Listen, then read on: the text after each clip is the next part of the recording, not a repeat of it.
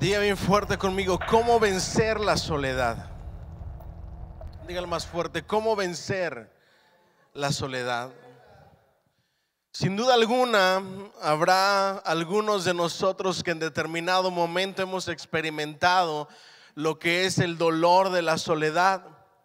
Y cuando hablamos de la soledad, no es la escasez de personas que nos aman, sino en el sentimiento en el corazón que nos agobia y nos entristecemos y sentimos que estamos solos. Puede haber cientos de personas o mucha gente, parte de nuestra familia que está cerca de nosotros. Podemos reír, podemos disfrutar aparentemente de la vida, pero al llegar la noche sentirnos solos y sentirnos vacíos. El asunto con la soledad es que no solamente nos puede traer problemas de ese dolor en el corazón, sino problemas de depresión. Diga conmigo: depresión. Un sentimiento de soledad no tratado te puede llevar a una terrible depresión, a pesar de que tengas personas que están ahí para apoyarte, para amarte, para animarte. Y es que cuando tú tienes problemas que agobian tu vida, cuando hay ciertas cosas en tu mente y en tu corazón que agobian tu vida, te sientes solo, porque sientes que no hay absolutamente nadie que te pueda ayudar. Tu mamá, tu papá no pueden hacer nada en los problemas que tú estás viviendo. Tus amigos, tus amistades, quizá los hermanos de la iglesia no puede hacer nada, nadie al respecto de lo que estás enfrentando en tu corazón, en tu mente, las batallas que luchas día a día en tu mente y en tu corazón, y eso te hace sentirte solo. Y esa soledad comienza a traer tristeza y dolor en tu corazón. Pero hoy vengo a decirte de parte de Dios cómo puedes vencer esa soledad y puedes levantarte y puedes sonreír verdaderamente a la vida sabiendo que no estás solo. ¿Alguien dice amén? Lo primero que quiero que entiendas y que sepas: cuando llegue ese momento, en medio de los problemas, en medio del dolor, en medio del sufrimiento, y comiences a sentirte solo a pesar de estar rodeado de personas, tienes que darte cuenta que la soledad que tú sientes no es la escasez de personas humanas, sino la falta de Dios, la falta de relación con Dios, la falta de la cercanía con Dios. ¿Me siguen hasta aquí? Tienes que entender que no se trata de personas, se trata de Dios. Él es el único que puede llenar ese vacío en tu corazón. Es el único que puede ayudarte, es el único que puede restaurarte, es el único que puede cambiarte, que puede darte una nueva vida, que puede redireccionar tu vida. Dios es el único, y cuando estás cerca de Dios no vas a sentirte solo o sola. ¿Alguien dice amén? Yo he vivido etapas en mi vida donde he experimentado la soledad, donde hay personas que te llaman y que te dicen: aquí estoy para ayudarte en cualquier situación que estés pasando, puedes contar conmigo, y a pesar de eso sentirte solo o sola. Tener a tu pareja, a tu esposo y a tu esposa, que te abraza, que te besa y que te dice: no te preocupes, yo estoy contigo, y a pesar de eso, el dolor que hay en tu corazón, te sientes solo o sola. Y es que lo que necesitas es una íntima relación con Dios. ¿Alguien dice amén? Y para poder tener una íntima relación con Dios, tienes que construir un altar. Dile al que está a tu lado: tienes que construir un altar. Y hoy quiero enseñarte lo que sucede en los altares, lo que sucede en un altar, lo que me sucedió a mí después de la pérdida de mi cuñado. Yo les contaba y les decía que lo único que yo buscaba era una iglesia donde se diera la oportunidad de pasar al frente, olvidándose de absolutamente todo, y hacer un altar en tu corazón, una relación íntima con Dios. Usted me dirá, pastor, ¿de dónde sale eso? Romanos 12:1 en adelante dice así: así que, hermanos, os ruego por las misericordias de Dios que presentéis vuestros cuerpos. Diga conmigo, mi cuerpo. No solamente tu mente, no solamente tus pensamientos, no solamente tus sentimientos. Diga conmigo, mi cuerpo. Si tú verdaderamente quieres vencer la soledad que en determinado momento va a haber en tu vida, tienes que utilizar no lo escucho, tu cuerpo. Y usted me dirá, pastor, pero ¿qué tengo que hacer? Tienes que presentar tu cuerpo ¿en qué? Sacrificio vivo. En la versión Dios habla hoy, ese versículo dice: preséntense ustedes mismos como una ofrenda de olor grato ante la presencia de Dios. Por eso es que tú tienes que entender que cuando venimos a la iglesia, a la casa de Dios, en medio de la adoración tienes que aprovechar al máximo el tiempo, porque puedes ofrecer tu cuerpo en sacrificio vivo y agradable a Dios. También lo puedes hacer en tu hogar, pero si me permiten serles sinceros, en el hogar es más difícil que esto suceda. Porque tenemos a nuestros hijos. Los que tenemos hijos pequeños estarán de acuerdo conmigo que siempre están papi, papi, papi, mami, mami, mami, mami, mami. Apenas estás queriendo cerrar los ojos y entran: papi, papi, vete a dormir, niño, niña. Yo creí que ya estabas dormido. La esposa, el esposo, que hay que hacer de cenar, que hay que hacer esto, que hay que hacer lo otro. Y es un poco difícil, aunque tienes que hacerlo, encontrar ese tiempo y ese espacio para hacer un altar a Dios, donde te puedas ofrecer en sacrificio vivo y santo, agradable a Dios, tú a solas con Dios.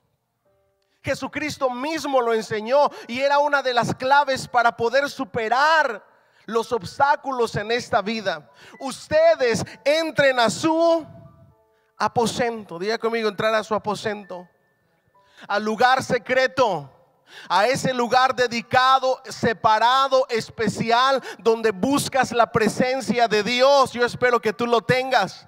Puede ser tu closet, la orilla de la cama, hasta el baño, si es ahí donde te dejan a solas. No importa el lugar, lo que importa es que te presentes en sacrificio vivo, en ofrenda de olor grato delante de Dios y busques la presencia de Dios. Es que usted y yo necesitamos entender que no hay nada ni nadie quien nos pueda ayudar en ciertas etapas de nuestra vida, sino solamente Dios. En una ocasión Jesucristo le dijo a los discípulos: es que este género no sale sino con ¿qué?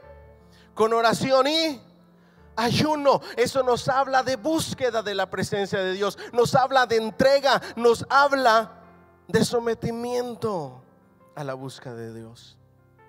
Pero tú entrando a tu aposento y cerrada ¿qué? La puerta, ¿qué tienes que hacer? Busca. Diga bien fuerte, busca. Dígalo más fuerte, busca.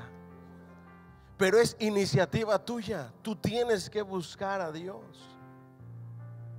Busca a tu Padre que está en lo secreto. Y tu Padre que está en lo secreto hará maravillas públicas. Yo no sé qué le provoca eso. Tu Padre que ve en lo secreto hará maravillas en público. Pero vio el proceso, tienes que levantarte, tienes que presentarte delante de Dios, tienes que ir al lugar secreto. El lugar secreto nos habla de apartamiento de las distracciones de esta vida. Uno de los más grandes ejemplos de apartamiento para buscar de Dios es nuestro bendito Señor Jesucristo.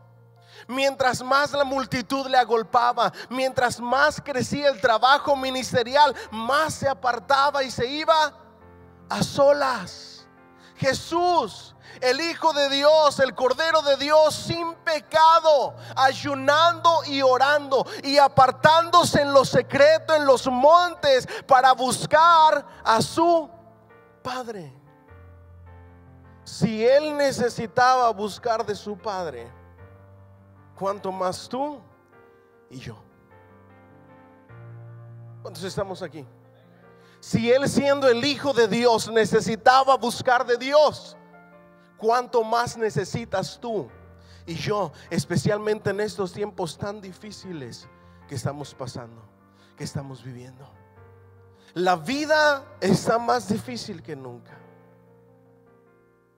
El amor ha cesado.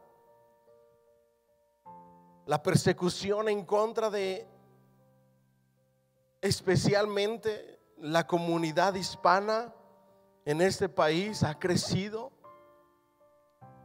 Se ha destapado como una olla hirviendo algo que existía pero que no se hacía público, que es el racismo. Y vivimos en tiempos difíciles, y el único que puede ayudarnos y la única manera de sobrepasar los problemas y las situaciones difíciles de esta vida es mantenernos cerca de Dios, buscando a nuestro Padre que está en lo secreto. Alguien dice amén. Mientras más fuerte sea tu carga, mientras más arduo sea el trabajo, más tienes que buscar de Dios. Mientras más grandes sean tus problemas, más tienes que buscar de Dios. La depresión llega por la falta de hacer algo en medio de tu soledad. Pablo nos dice: preséntense ustedes como ofrendas agradables a Dios, como sacrificio. En la mente de Pablo había un altar. Diga conmigo, era la escena del altar, el altar del sacrificio. Pero en determinado momento la escritura nos enseña lo siguiente, y si usted me hace el favor y me acompaña, le voy a pedir que abra su Biblia en el Salmo 51, versículo 15. Se lo voy a leer del 15 en adelante. Salmo 51. Señor, abre mis labios y publicará mi boca tu alabanza. Escuche lo que dice el salmista: publicará mi boca, ¿qué? Tu alabanza. Porque no quieres, ¿qué? Sacrificio, que yo lo daría. No quieres, ¿qué? Holocausto de animales, está hablando el salmista. Los sacrificios de Dios son, ¿qué? No lo escuché. El espíritu, ¿qué? Quebrantado. El corazón, ¿qué? Contrito y humillado no despreciarás tú, oh Dios. Mientras Pablo tiene en escena el altar del sacrificio, diciéndote: preséntate a ti mismo como sacrificio vivo, santo y agradable, no está en su mente los becerros, los corderos, las palomitas.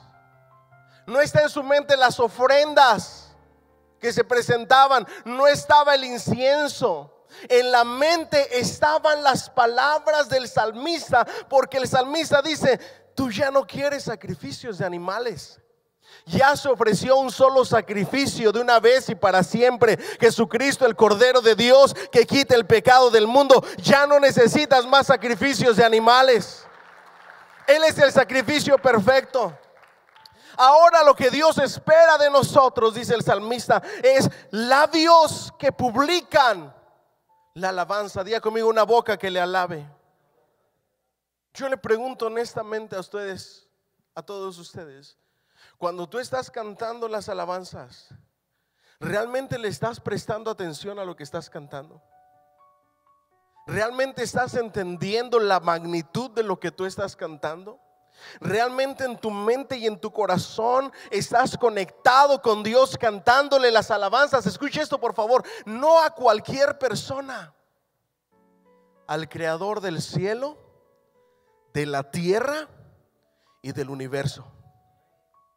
No le estamos cantando a cualquier ser, al Dios creador de todas las cosas, que por su voluntad existen y fueron creadas. No a cualquier persona, a ese Jesús que entregó su vida llena de sufrimiento por amor a nosotros. Aquel que resucitó al tercer día venciendo a la muerte.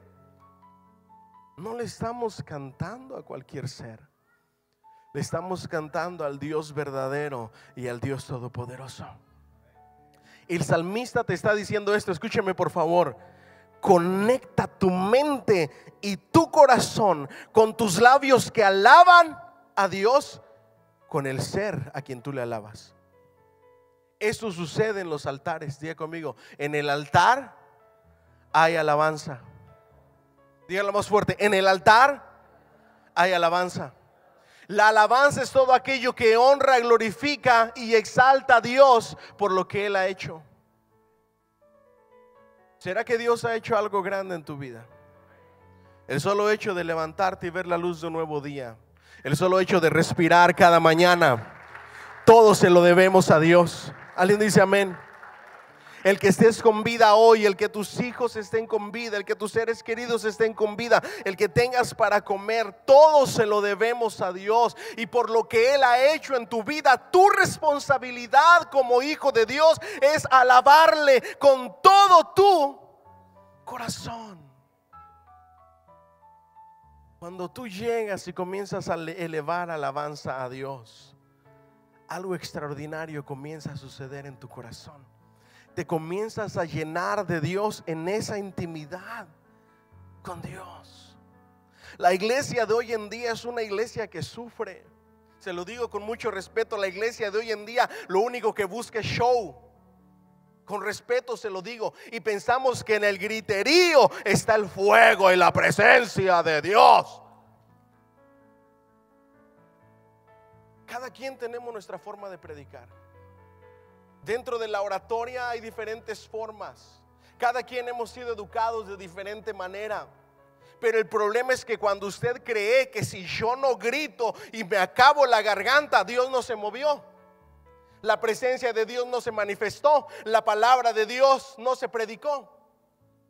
No hay nada más equivocado que eso, y se lo demuestro con la palabra de Dios. En el libro de Nehemías, en el último capítulo de Nehemías, se levantó un sacerdote llamado Esdras a proclamar la palabra de Dios. Y lo único que hizo durante 6 horas era leer la palabra de Dios. No predicó, no gritó, lo único que hizo es leer la palabra de Dios. ¿Cuál fue la consecuencia? El pueblo de Dios se compungió. Se humillaron delante de Dios, comenzaron a llorar, se estremecieron delante de Dios y decían: Señor, perdónanos. Se arrepintieron de verdad y de corazón, porque la palabra de Dios les confrontó, les exhortó, tocó sus corazones. No tuvo que gritar, solamente tuvo que leer la palabra de Dios. ¿Me siguen hasta aquí? Las iglesias de hoy en día y el creyente de hoy en día está tan equivocado, porque es solamente espectáculo. No tengo nada en contra de lo que podamos utilizar. Cuando lo que tengo en contra, y por eso hicimos un acústico, un unplug, cuando pensamos que la presencia de Dios depende de la tecnología, de un micrófono, de una guitarra, de las luces, del sistema que tengamos, de audio, de video, de proyección. La presencia de Dios no depende de eso.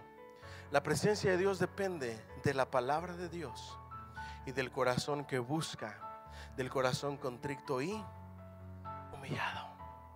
A mí usted quizá no me verá, porque yo no soy así, mi personalidad no es así, tirando gente y aventando sacos y corriendo de un lado para otro y brincando porque no es mi personalidad.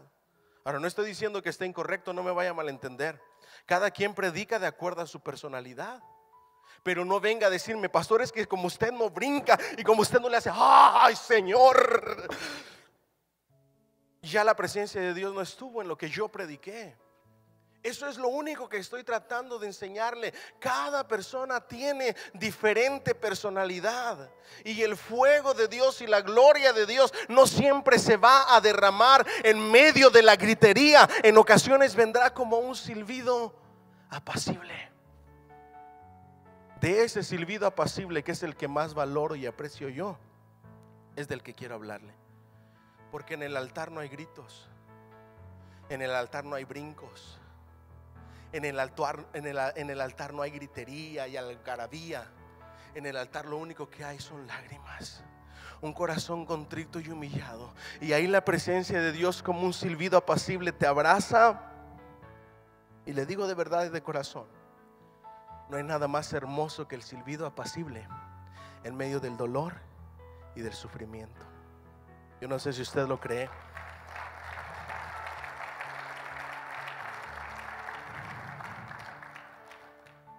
Porque no quiere sacrificio que yo lo daría. No quieres holocaustos. Los sacrificios de Dios son el espíritu quebrantado. Hay un excelente predicador, mis respetos para él en muchas áreas, comentarista bíblico. Su nombre es John MacArthur. Y en uno de sus quotes dijo lo siguiente: ojalá y algún día veamos a los jóvenes así como saltan en los conciertos, los veamos arrodillados en la presencia de Dios. Eso tocó mi corazón, porque es más fácil ver a un joven brinque y brinque con la música que les gusta, alabando a Dios, pero va a ser tan difícil verlos de rodillas, postrados delante de la presencia de Dios. Y él decía, ojalá y que algún día, así como los vemos saltando, también los veamos en la presencia de Dios arrodillados. Diga conmigo, el corazón contrito y humillado, un espíritu quebrantado, un corazón contrito y humillado. El altar, en cualquier escritura que usted vea en la Biblia, los altares nos hablan de humillación. Diga conmigo, de humillación, de sometimiento, de entrega. De eso nos hablan los altares. Cada persona del Antiguo Testamento que edificaba un altar a Dios tenía que ver con entrega, con sometimiento,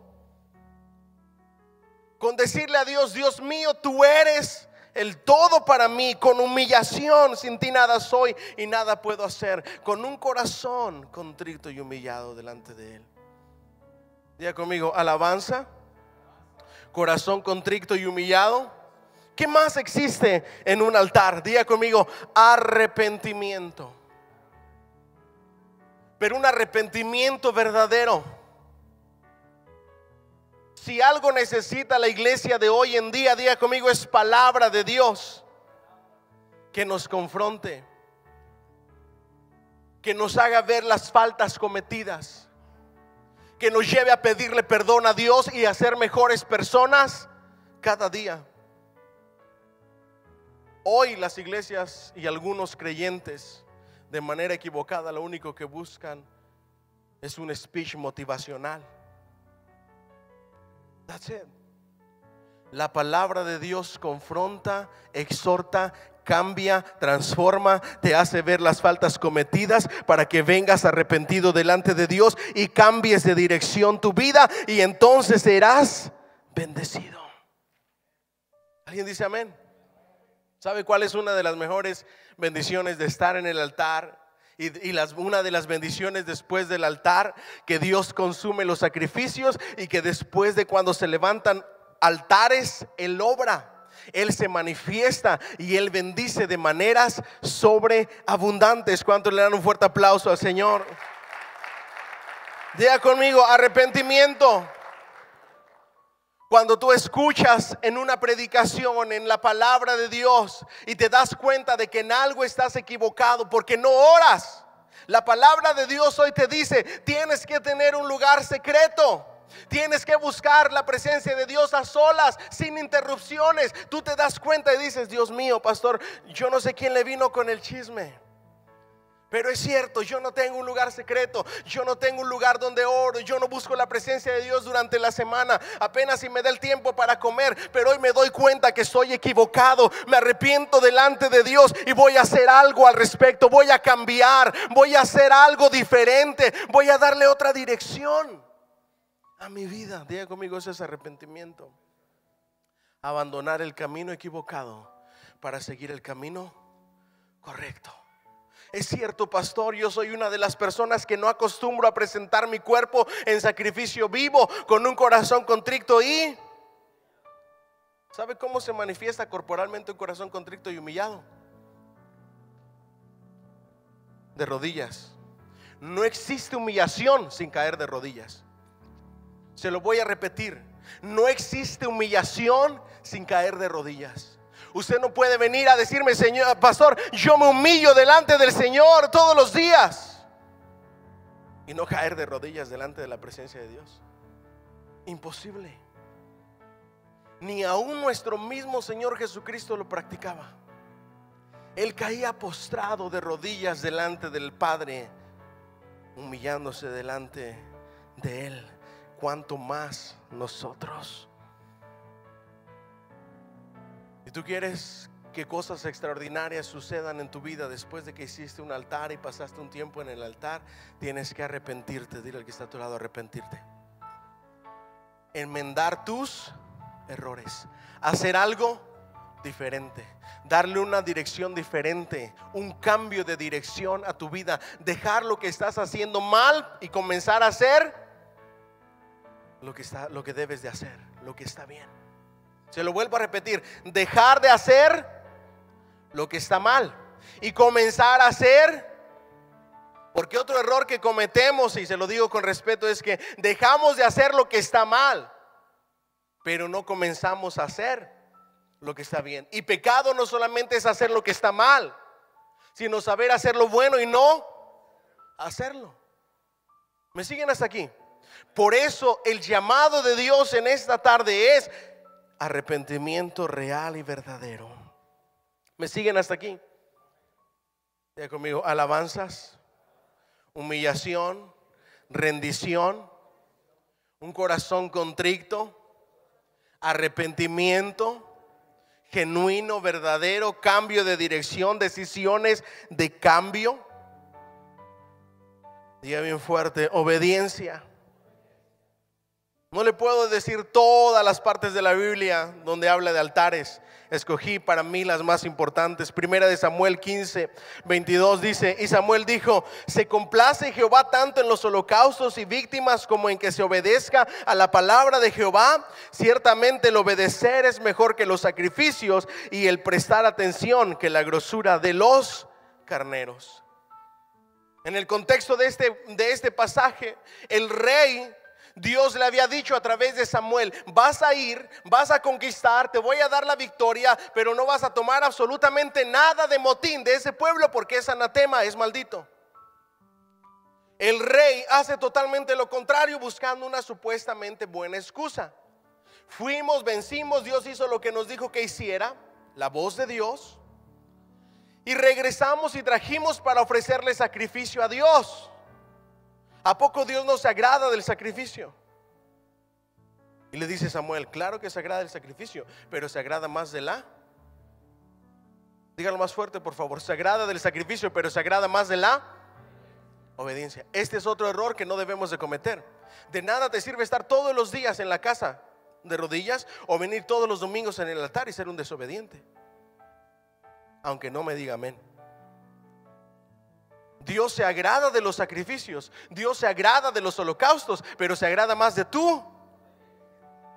Una vez que viene el arrepentimiento de lo que hemos hecho errado, debemos de corregir nuestro camino y comenzar una vida de obediencia. Dios se agrada más de la obediencia. No dejes de hacer sacrificios, pero si Dios te ha dado una palabra, lo que más le interesa a Dios es que tú seas obediente a la voz de Dios. Diga conmigo: arrepentimiento, obediencia, palabra de Dios, voz de Dios. En cada momento en la historia bíblica donde se habla de un altar, va acompañado de palabra de Dios de alguna o de otra forma. Diga conmigo: palabra de Dios. Es que Dios habla cuando tú entras al lugar secreto. Él lo prometió en el libro de Apocalipsis. Él dijo que Él estaba a la puerta llamando, y que si alguno escuchaba su voz hablando acerca de la intimidad, acerca de la oración, acerca de la búsqueda en el lugar secreto, si alguien abría la puerta, Él entraría a Él, cenaría con Él y Él conmigo, dijo el Señor Jesús. ¿Me siguen hasta aquí? Vivimos tiempos difíciles y debemos de aprovechar bien el tiempo. Tenemos que repriorizar nuestras vidas. Si tienes tiempo para limpiar el carro, para limpiar la casa, si tienes tiempo para tu TV show preferido, para tu serie preferida, si tienes tiempo para ver novelas, para el fútbol, para la película, para la novela que te gusta, y terminas el día diciendo, pero no tengo tiempo para Dios. Tienes que aprender a repriorizar tu estilo de vida de todos los días. Y tienes que sacrificar ciertas cosas que no tienen nada que ver con lo espiritual para buscar primeramente el reino de Dios y su justicia. Y luego todas las demás cosas vendrán por añadidura. ¿Cuánto dan un fuerte aplauso al Señor? Diga conmigo, obediencia. ¿Qué más sucede en el altar? Escuche, primer libro de Reyes, capítulo 18, versículo 30.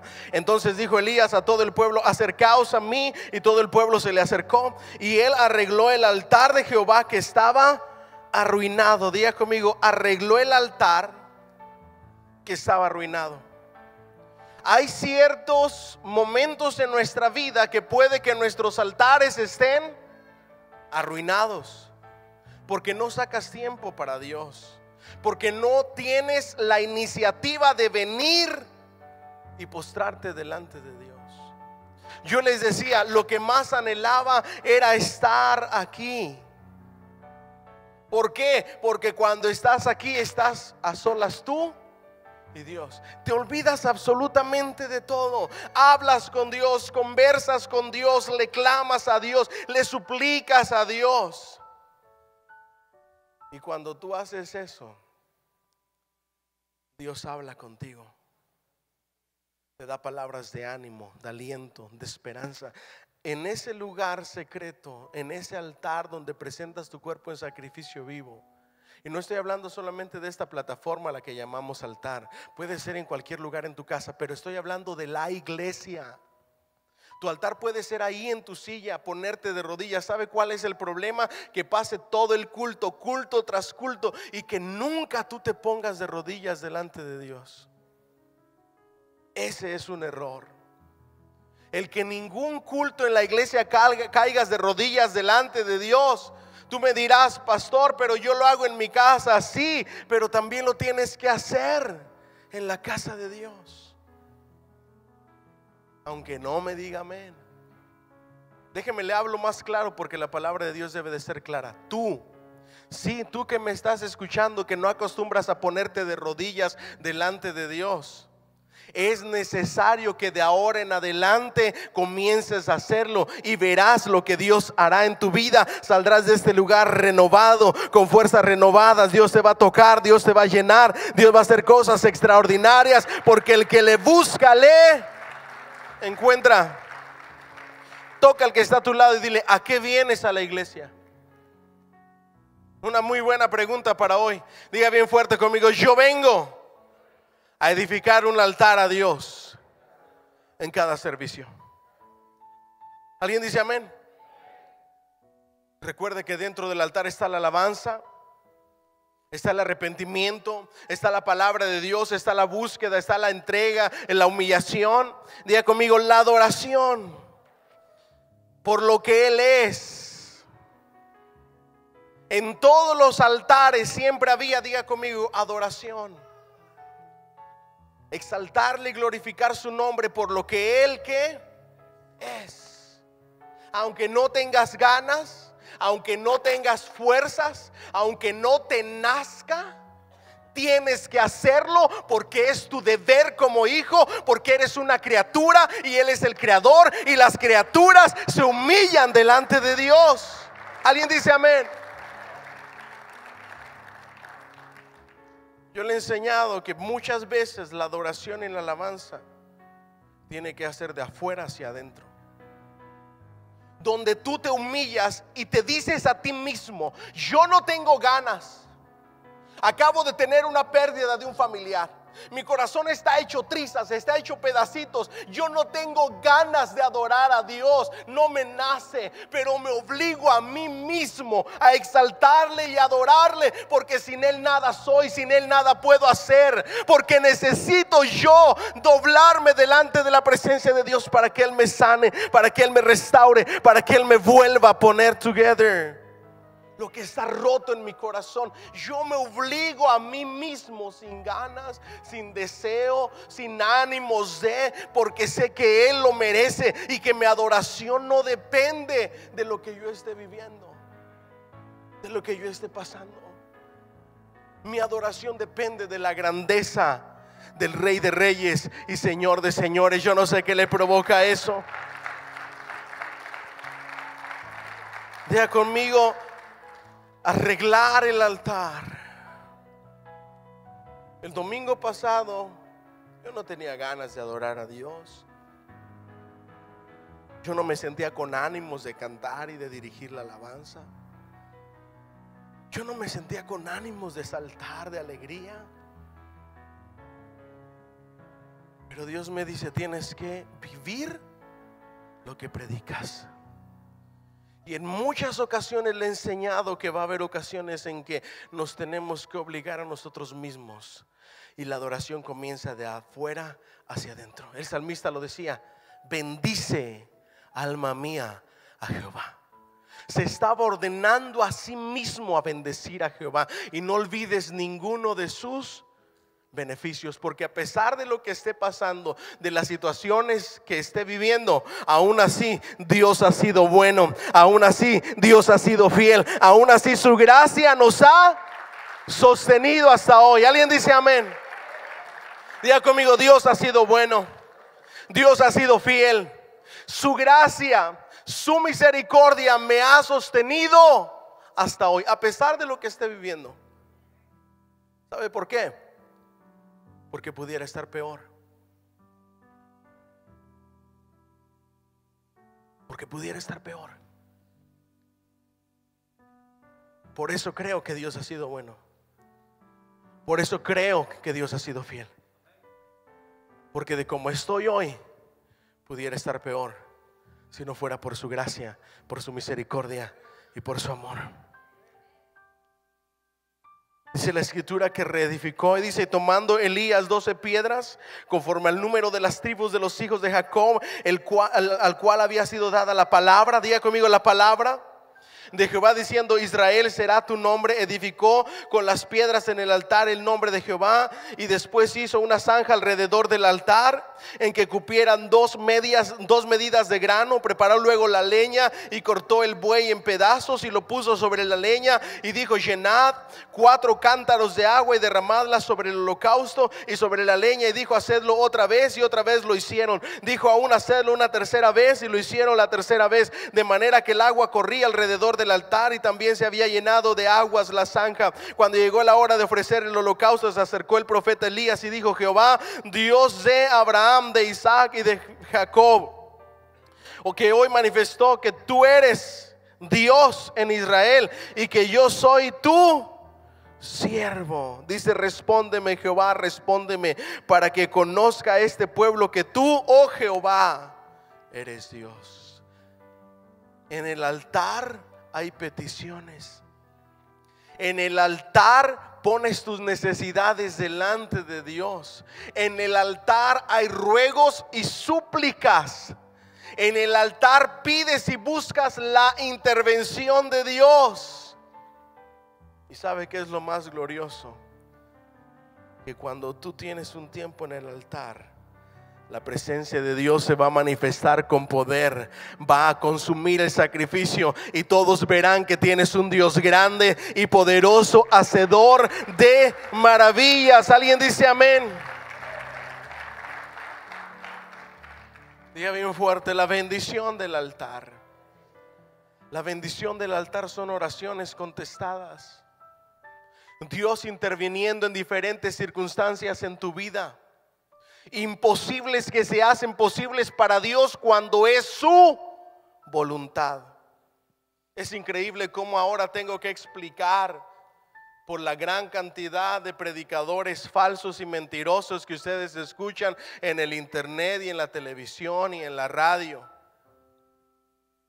prometiéndote que tú puedes comprar a Dios con un pacto y con una promesa, diciéndote: no aceptes un no como respuesta, declara, y así como declaras serás hecho, y se olvidan por completo de la bendita voluntad del Señor. A mí no me dice eso la Biblia. A mí la Biblia me enseña y me dice que Él hace como Él quiere. Él hace como a Él le place.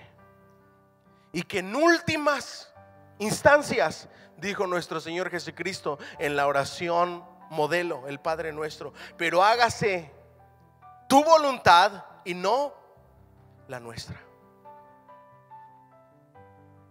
Dios hará milagros si así Él lo quiere.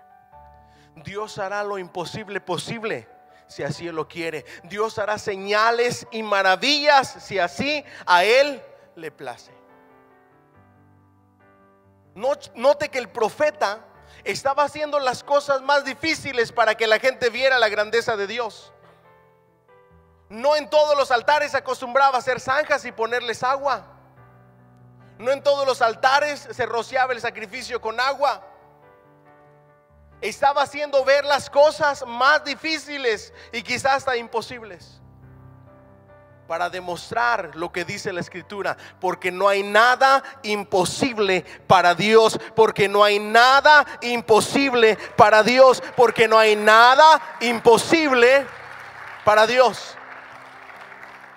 Él hace lo que Él quiere, cuando Él quiere. En ese momento, cuando se presentó el sacrificio a Dios, no solamente consumió el sacrificio, sino que evaporó el agua, acabó con todo el fuego de Dios y le dio a conocer a la gente que hay Dios en Israel.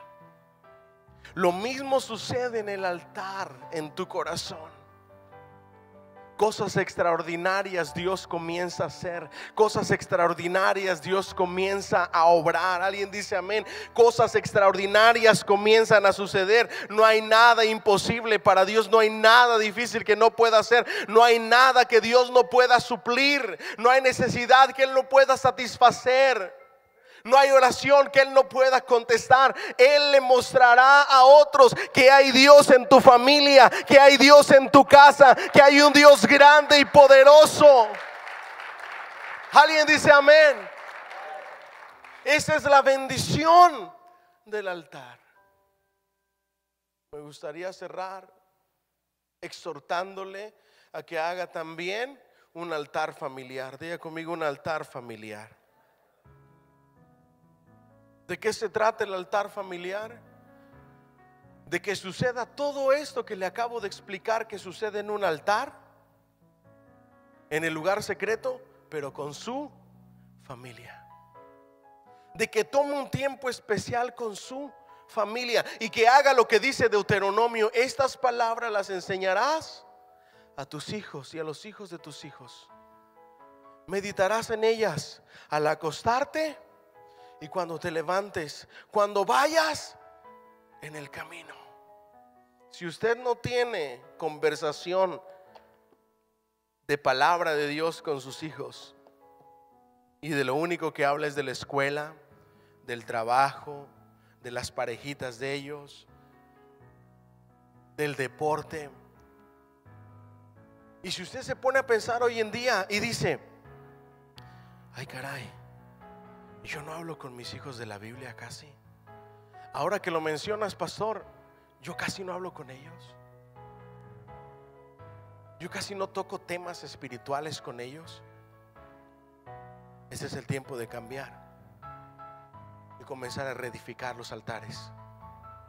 Darles el consejo de la palabra de Dios a nuestros hijos, a nuestros nietos. Tener conversaciones fuertes, espirituales con ellos.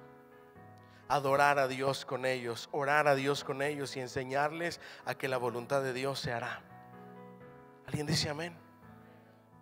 Muy importante que me faltó decirle en el punto de arrepentimiento. Arrepentimiento no es lo mismo que disculpas. Yo puedo estar aquí con mi prima y de repente agarrar su celular, lo tomé prestado sin que ella se dé cuenta, me lo puedo embolsar y hago que se me olvidó el asunto. Mi prima dice: mi primo se robó mi celular y es el pastor. yo me doy cuenta, escuche, que no es lo mismo pedir perdón que pedir disculpas. Hay muchos de nosotros que tenemos que pedir perdón y no solamente disculpas. Yo vengo con mi prima y le digo: prima, I'm sorry, te robé tu celular. Y me voy. Eso es pedir disculpas. Pedir perdón es enmendar la falta cometida. Eso es el arrepentimiento genuino, real y verdadero que Dios busca. Levanten la mano los perfectos, por favor. Ninguno de nosotros somos perfectos. Yo no soy perfecto. Yo he cometido y sigo cometiendo muchos errores. En ocasiones errores gravísimos. Pero por eso tenemos como abogado a Jesucristo el justo. ¿Cuánto le dan un fuerte aplauso al Señor?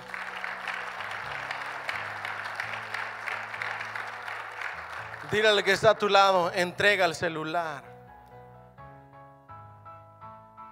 Porque hay algunos de ustedes, dice la Escritura, que son como los hipócritas, escribas y fariseos, que lo único que hacían era darle reporte a Dios y decirle: Señor, gracias porque yo no soy como este, gracias porque yo no soy como aquel. Pero eso no es pedirle perdón a Dios. Pedirle perdón a Dios es corregir nuestro camino. Pedirle perdón no es sentirnos mal por lo que hicimos y venir delante de la presencia de Dios y decirle: Dios mío, lo siento, y luego salir y seguir con el celular. ¿Me siguen hasta aquí? Y seguir en lo mismo. El verdadero arrepentimiento es decir: Dios mío, perdóname porque robé. Salir, buscar a la persona que se le robé y decirle: perdóname, te había robado tu celular. ¿Me siguen hasta aquí? Y dice mi prima: es ok. Eso es pedir perdón. Diga conmigo: enmendar la falta cometida. Algunos de ustedes acostumbran a pedirle disculpas a sus parejas, a sus hijos, pero no a pedirles perdón. Si tú le pegaste a tu hijo o lo corregiste de manera equivocada y después te diste cuenta que la regaste, o le dijiste palabras hirientes a tu pareja, o ofendiste a alguien en el trabajo porque pensaste que te había hecho algo y luego te diste cuenta que no nada más puedes venir y decirle: ¿sabes qué? Discúlpame. No, tienes que hacer algo para enmendar la falta. Palabras: me equivoqué, lo siento mucho, no debía de ser eso, etcétera. Un abrazo, y si te remuerde mucho la conciencia, hasta una tarjetita para invitarlo a comer, para que quedes tranquilo, para que digas: hice algo al respecto porque me equivoqué. Eso es cuando le pedimos perdón al prójimo. Cuando le pedimos perdón a Dios, lo único que Él busca es que corrijamos nuestras faltas y que comencemos a hacer lo que es correcto. ¿Cuánto le dan un fuerte aplauso a ese Dios maravilloso?